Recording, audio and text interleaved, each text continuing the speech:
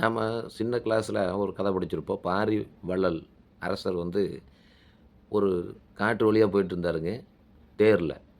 அப்போ முல்லை கொடி ஒண்ணு நிலத்தில படர்ந்து கிடந்தது. அப்போ உடனே அவரு அந்த முல்லை கொடி வந்து படரணும்னா ஒரு கொம்பு வேணும்.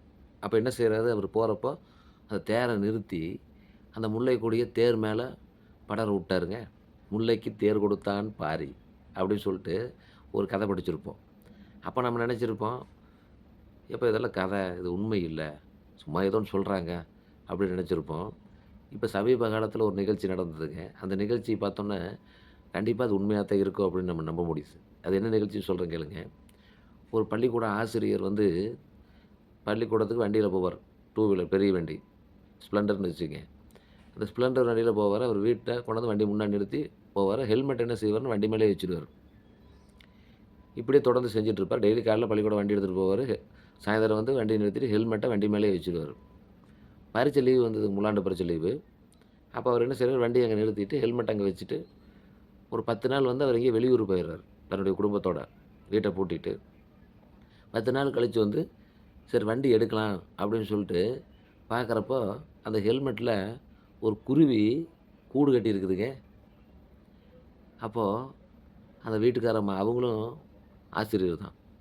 அவங்க சொன்னாங்களாம், "குருவி கூட்ட கலைச்சிறாதீங்க. குருவி நம்ம வீட்ல கூடு கட்டுதுன்னா மிக சிறப்பு. நம்ம வீட்டுக்கு நல்லதே நடக்கும்." அப்படின்னா ஆசிரியரும் அத கலைக்க விரும்பலைங்க. உடனே அப்ப என்ன பண்ண முடியும்? வண்டி வேணும். ஏன்னா பள்ளிக்கூடம் போறதுக்கு வண்டி வேணும் இல்லைங்களா? அப்ப அவரு ஒரு ஐடியா பண்ணாரு. என்ன பண்ணாருன்னா, அந்த வண்டியில ஒரு ஸ்டாண்ட் பக்கத்துல இருந்திருக்குது.